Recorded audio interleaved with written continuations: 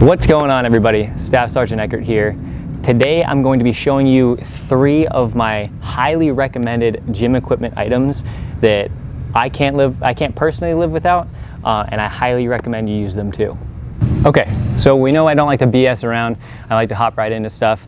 So the first thing on the list that I highly recommend you get is a weight belt for your pull-ups, or your dips, or any type of calisthenics exercise. This is a dark iron fitness belt. I just literally went on Amazon and I clicked the top rated belt. I've used traditional belts. They all pretty much work the same. This one allows you to separate the weight from the belt, so you can just continue wearing the belt and then just strap the weight on.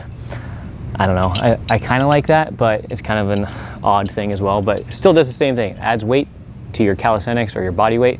That way you can gain strength over time from adding more resistance onto yourself, which is 100% how I get to the point where I am in calisthenics and strength training.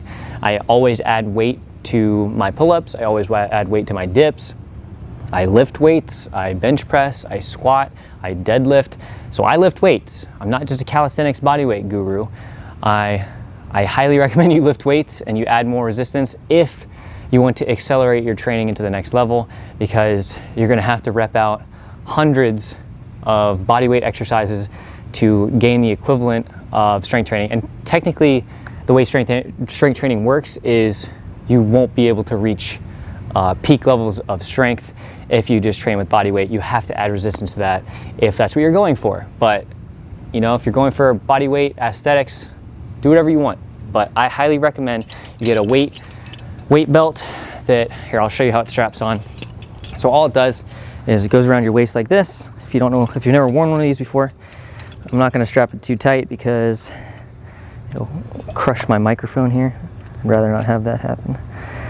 But we put it on like so, and usually there's a big chain that hangs around here. They call them dip belts, weight belts, whatever you want to call them. All it does is hold a weight plate or a dumbbell if you wrap it around correctly. But I would take this, I hook it onto this carabiner here, so I'm locked in.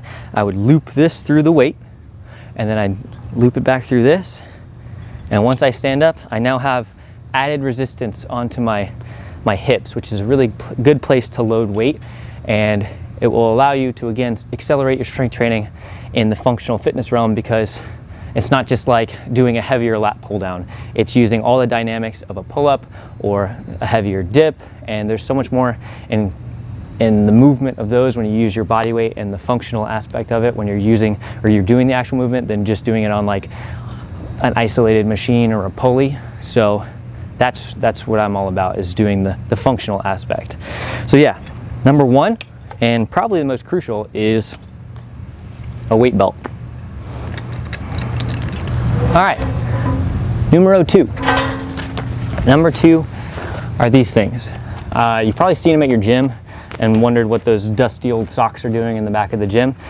Go ahead and pick those dusty old socks up and grab them, because all they are is 2 little slings, and what they're called are ab slings. This part right here goes over the bar and loops around. I'll show you that in a second. I'll record another video for that. But yeah, this part goes around the bar and loops over, and this hangs on the bar like so. The problem, or this is like the solution to the problem.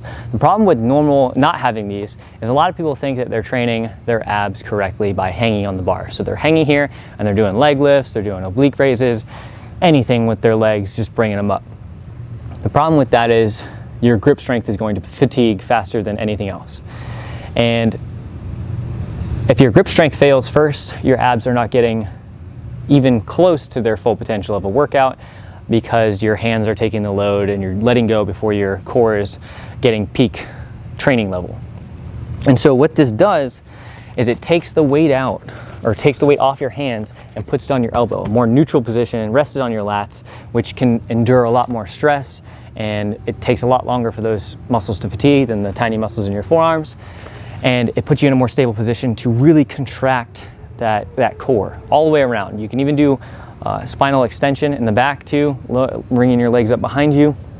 But ultimately, it's so you get a very functional core workout, because the next time you get on a bar and you don't have these slings, you'll be able to bring your legs up and do all the crazy front lever stuff because you're in a nice neutral position. You're actually pulling on this area here and then the back of your arm as well when you're in that sling, and you're not fatiguing your forearms.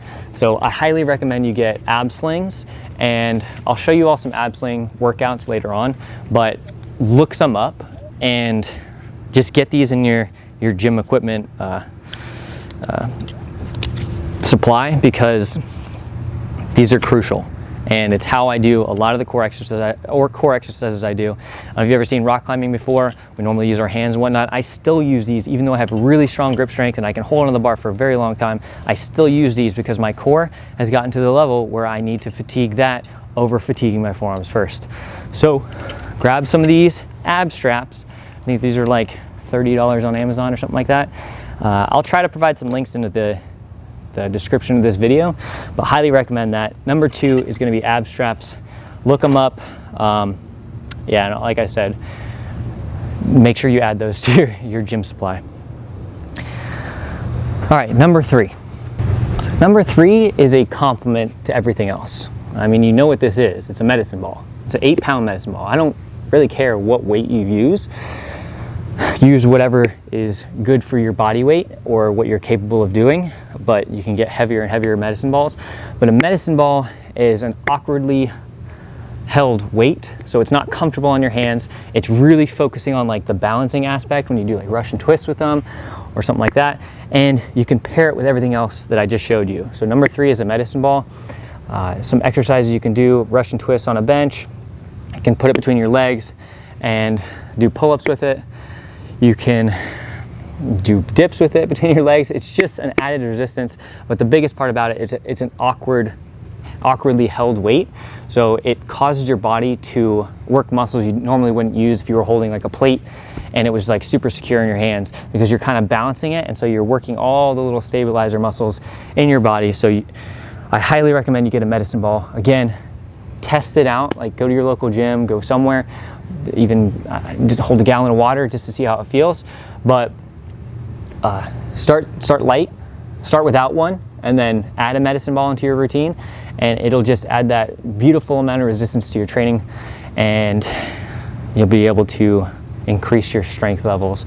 Paired with the ab slings, like you could do knee raises with the ball in between your feet, and it just causes so if you have a weight between your feet, right? You're squeezing it between your feet. You're also working the adductors inside of your hips here. So you're squeezing that weight and you're holding it up as you're bringing it up and working out your hip flexors at the same time.